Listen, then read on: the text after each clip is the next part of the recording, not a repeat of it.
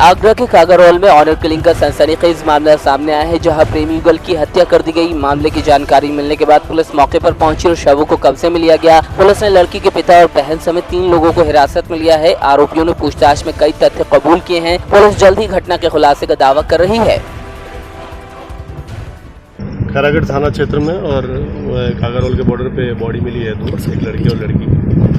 और प्रथम दृष्टया ऐसा लग रहा है कि लड़की घर वालों ने मारा है दोनों को, और उसमें हमने लड़की के फादर को, बहन को और माँ को हिरासत में लेके हम पूछताछ कर रहे हैं। कुछ बातें कबूल ली उन लोगों ने, और उसके खुद के घर वाले, खुद के भाई और एक आध लड़का इसमें अरेस्ट होना, अभी 2 लड़के अभी अरेस्ट होने शेष है जो मेन मुलजिम हो सकते हैं। और फादर और लड़की की माँ और लड़के के जो बहन है, लड़की की बहन, ये लोग भी शामिल रहे हैं ऐसा लगता है घटना में। हम लोग जल्दी ही इनको अरेस्ट करेंगे, क्रैकडाउन करेंगे, सब लोगों को अरेस्ट करके कार्रवाई करेंगे और कोई भी केस को हम लोग क्रैक जल्दी करेंगे। सर, मुख्य कारण क्या निकल के आ रहा है?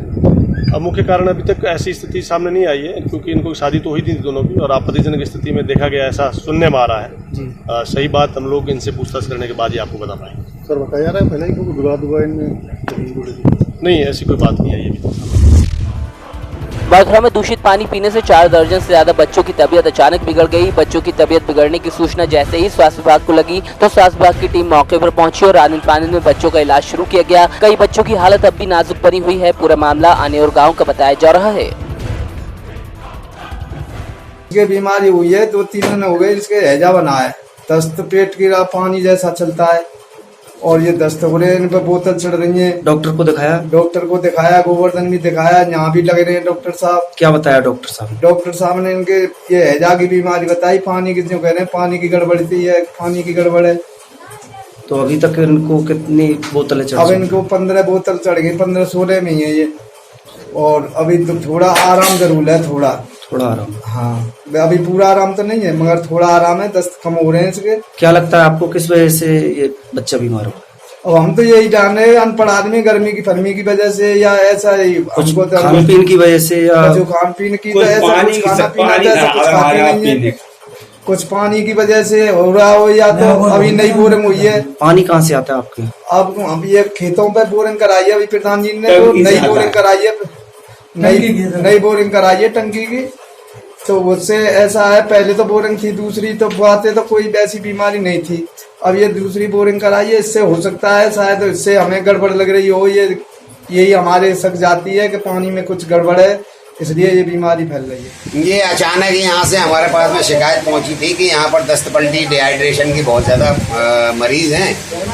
हमारे लिए ऊपर से आदेश पहुँचा, हम आदेश के मुताबिक यहाँ पर दवाएं वगैरह लेकर के लिए इमरजेंसी में doctor Sachin Sharma, doctor Bhupendra Chaudhary, doctor M Ali और ये क्या नाम है 4th ग्रेड में जो प्रेमचंद शर्मा जी और ये सैनी जी और हमारी बहन जी भी है। ये पूरी टीम आपकी डॉक्टर की यहाँ पे आई है? पैथोलॉजी का पूरा सामान लेकर के। तो लगभग कितने लोग यहाँ पे बीमार पाए गए? यहाँ पर बीमार अभी तक तो 45 आदमियों को हम डिहाइड्रेशन के पेशेंटों को दवा दे चुके हैं और बाकी अभी तक तांता लगा हुआ है, कोई क्या नाम है कम नहीं हो रहे हैं पेशेंट। डॉक्टर साहब, क्या लगता है इस बीमारी के क्या कारण हो सकते हैं? कोई भी कारण हो सकता है, जैसे कि मौसम की खराबी है और भी पानी में भी कमी हो सकती है, या कोई और भी क्या नाम है बैक्टीरिया का हमला हो सकता है, जिससे कि जांच पड़ताल करने के बाद आपको जवाब मिल जाएगा। यूपी के नगर विकास मंत्री सुरेश खन्ना बुलंदशहर दौरे पर पहुंचे। इस दौरान उन्होंने पालिका सफाई कर्मियों की टीम पर बड़ी कार्रवाई की। दरअसल नगर विकास मंत्री शहर के वार्डों का औचक निरीक्षण करने पहुंचे थे। इसी कड़ी में उन्होंने वार्ड नंबर 5 और 3 का औचक निरीक्षण किया, जहां नालियों में पानी भरा देख मंत्री का पारा 7वें आसमान पर पहुंच गया। इसके अलावा नलकूप का फर्श भी खराब था, लिहाजा फौरी तौर से सफाई निरीक्षक और सफाई नायक को तत्काल निलंबित करने के निर्देश दिए। इतना ही नहीं, सभी सफाई कर्मियों का 1 दिन का वेतन काटने के भी निर्देश दिए हैं। नीति आयोग और राष्ट्रीय जल आयोग ने कहा है कि 2030 में अगर इसी प्रकार से जल दोहन होता रहा तो पानी के पीने का संकट हो जाएगा और देश के 91 जलाशयों में केवल 20% पानी रह गया। आज तमिलनाडु की स्थिति ये पहुंच गई कि 1 लाख लीटर पानी उनको बाहर से मंगाना पड़ रहा है, चेन्नई को। हमको इस संकट को देखते हुए जल की बर्बादी नहीं करना है और रेन वाटर हार्वेस्टिंग हर कीमत पर करना है। जहाँ पर भी हमारे तालाब हैं उनको वर्षा का जल उसमें संचयन हो, ये हमारा प्राथमिकता होगी। प्लांटेशन भी हमारी प्राथमिकता में है।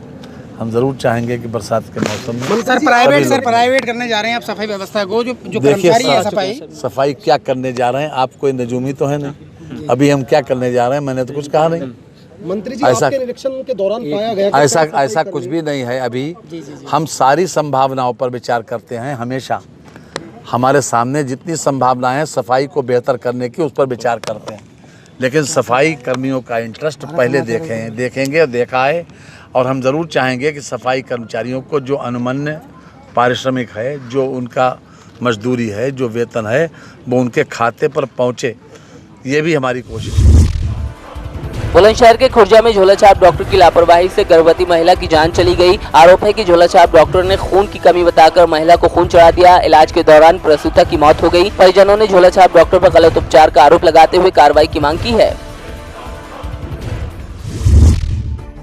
बांदा जनपद में बीते 2 महीने से पानी का संकट गहराया हुआ है। पानी की समस्या को लेकर इस समय जिलाधिकारी कुआं और तालाब बचाने की मुहिम चला रहे हैं, जिसके तहत बीते दिनों जन जागरूकता लाने के उद्देश्य से जिलाधिकारी की अगुवाई में लोगों ने करीब 5 किलोमीटर लंबा पैदल मार्च निकाला था और जल संरक्षण की शपथ भी ली थी। इसी मुहिम के तहत जिलाधिकारी ने सभी अधिकारियों के साथ जनपद के पंचमपुर गाँव के तालाब में दीपदान कर लोगों को जल संरक्षण के प्रति जागरूक किया। लोग नरैनी ब्लॉक के 132 हेक्टेयर के एक पंचमपुर तालाब के किनारे बैठे हुए हैं।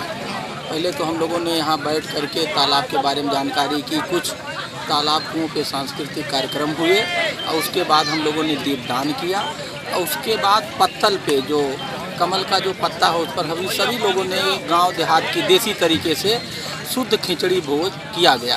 तो इसका उद्देश्य केवल यही था कि लोगों को तालाब के किनारे लाना और दीपदान के माध्यम से उनके मन में, सोच में, दिल दिमाग में तालाब के प्रति आदर, सम्मान, अपनत्व, लगाव का एक सोच पैदा करना। मैं कहता हूं कि मैं लोगों के दिमाग में कुआं तालाब खोदना चाहता हूं। वो इसी तरह से खोद रहा हूं और मेरे पास इस जनपद में 8 ब्लॉक हैं।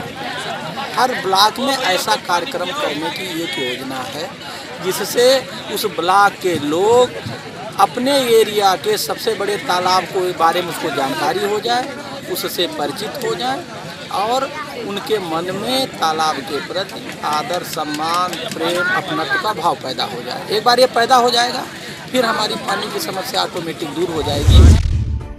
प्रदेश की जेलों में हो रही अनियमितताओं की सूचनाओं के बाद जालौन जिलाधिकारी समेत जिला जज और पुलिस अधीक्षक ने जिला कारागार का औचक निरीक्षण किया, जहां सभी अधिकारियों ने कैदियों से उनकी समस्याओं के बारे में पूछताछ की। हालांकि जिलाधिकारी मन्नान अख्तर ने बताया कि जेल के औचक निरीक्षण के दौरान कोई भी गलत गतिविधि दिखाई नहीं दी, साथ ही किसी भी तरह का आपत्तिजनक सामान भी नहीं मिला। इसके अलावा जिन कैदियों के अधिवक्ता नहीं थे उनकी पैरवी के लिए अधिवक्ता नियुक्त कराए गए हैं। बेसिकली हम लोगों ने देखा कि क्या जितने हमारे यहाँ पे कैदी हैं उनको सारी सुविधाएं हैं या नहीं है, तो मिलनी चाहिए। कोई ऐसा अवैध काम तो जेल में नहीं हो रहा हो। और जिन कैदियों के पास वकील नहीं है उनको हम लोगों ने वकील अपॉइंट कराए हैं उनके लिए, और साथ ही साथ उनके जो समस्याएं और दिक्कतें उनको भी हमने सुना है।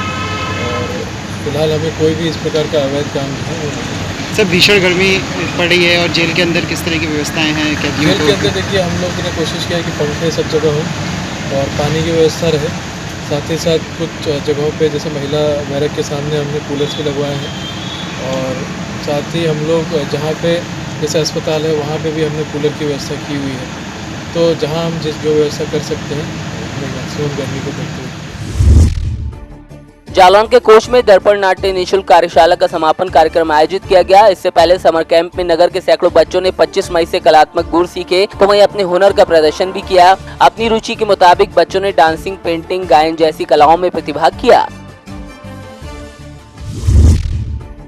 बरेली की तहसील आंवला में सरकारी सामुदायिक स्वास्थ्य केंद्र में पर्याप्त व्यवस्थाएं नहीं होने की वजह से एक प्रसूता को जीवन ज्योति अस्पताल भेज दिया गया। पीड़ित परिवार का कहना है कि जीवन ज्योति अस्पताल के डॉक्टरों ने गारंटी ली थी, लेकिन समय के अभाव में अचानक महिला की मौत हो गई, जिससे परिवार वालों में आक्रोश व्याप्त है। आंवला सामुदायिक स्वास्थ्य केंद्र में पर्याप्त संसाधन और स्टाफ नहीं होने की वजह से ऐसे मामले लगातार बढ़ रहे हैं। मिर्जापुर में छत्रपति शाहूजी महाराज की 145वीं जयंती अपना दल एस के जिला कार्यालय पर मनाई गई। जयंती समारोह के दौरान छत्रपति शाहूजी महाराज के चित्र पर माल्यार्पण किया गया। कार्यक्रम में पिछड़ा वर्ग आयोग के सदस्य नरेंद्र कुमार सिंह मुख्य अतिथि के तौर पर पहुंचे। उन्होंने कहा कि छत्रपति शाहूजी महाराज आरक्षण के जनक थे। सबसे पहले अपने राज्य में उन्होंने आरक्षण की व्यवस्था लागू की थी। आज के कार्यक्रम का उद्देश्य है, आज हम लोग यहाँ अपना दल के कार्यालय पर जो माननीय मंत्री हम लोगों की नेता दीदी अनुप्रिया पटेल जी का यह आवास भी है और यहाँ हम सभी लोग इकट्ठा हुए हैं। सबसे पहले इस भारत देश में आरक्षण के जनक महाराजा शाहूजी महाराज जी की 145वीं जयंती आज है और इस जयंती को हम लोग बड़े धूमधाम के साथ पूरे प्रदेश के प्रत्येक जनपदों पे मनाने का काम कर रहे हैं। इसी कड़ी में आज हम लोग यहाँ महाराज साहू जी की जयंती मनाने का निर्णय लिए हैं। सभी लोग इकट्ठा हुए हैं और मना भी रहे हैं। छत्रपति साहू जी महाराज जिनकी हम आज जयंती मना रहे हैं, ये आरक्षण के जनक माने जाते हैं। आरक्षण जो उन्होंने लागू किया, जो व्यवस्था दिया, उसको बनाए रखना और अधिक मजबूती से उसको बनाए रखना, ये मेरा कर्तव्य है। ये मैं इनकी जयंती मना करके शिक्षा लेता हूँ। और माननीय मंत्री जी, पूर्व मंत्री और हमारी सांसद, हमारी नेता बहन अनुप्रिया पटेल जी इस मुद्दे को बराबर सदन में उठाती रहती हैं। और आप लोगों के माध्यम से भी कहना चाहता हूँ कि आरक्षण संरक्षण की व्यवस्था है, कोई भीख की व्यवस्था नहीं है कि हम किसी से भीख नहीं मांगते। और एक तकलीफ भी है कि इस केंद्र के गवर्नमेंट में, कैबिनेट में एक भी सिंगल पिछड़े वर्ग का कैबिनेट मंत्री नहीं है। ये मैं दुख के साथ। बागपत में 24 घंटे के अंदर हत्या की दूसरी वारदात सामने आई है। पहले देर रात एक किसान की गला रेतकर हत्या कर दी गई और अब पुलिस चौकी से महज 150 मीटर की दूरी पर युवक की संदिग्ध परिस्थितियों में गोली मारकर हत्या कर दी गई। दोनों ही मामलों में पुलिस छानबीन में जुटी है, लेकिन अब तक पुलिस के हाथ खाली हैं। आए दिन बढ़ रही आपराधिक घटनाओं से एसपी बागपत शैलेश कुमार की कार्यशैली पर सवाल खड़े हो गए हैं। थाना चांदी चौक नगर क्षेत्र में देर रात सूचना मिली कि पांची गांव के बाहर ट्यूबवेल पे एक व्यक्ति की डेड बॉडी मिली है। प्राप्त सूचना पर तत्काल पुलिस टीम मौके पर गई। सभी अधिकारीगण ने मौका निरीक्षण किया। डेड बॉडी को देख के प्रतीत हुआ कि किसी धारदार हथियार से गले पर वार करके उनकी हत्या की गई है। संबंधित प्रकरण में अभियोग पंजीकृत कर लिया गया है। आगे की कार्रवाई की जा रही है। जल्दी हम घटना का अनावरण करेंगे और साथ ही साथ जो भी इसमें दोषी हैं उनकी गिरफ्तारी करेंगे। धार जिले के ग्राम अजनता में आदिम जाति सेवा सहकारिता फर्जी क्रॉप लोन वितरण मामले में नया मोड़ आ गया है। किसानों ने प्रबंधक जगदीश तकलेचा को पाकसाफ बताया और पूरे फर्जीवाड़े को सिरे से खारिज कर दिया। वहीं प्रबंधक जगदीश भी किसी भी अनियमितता की बात से इनकार कर रहे हैं। ऐसे में अब जांच स्पष्ट होने का इंतजार है।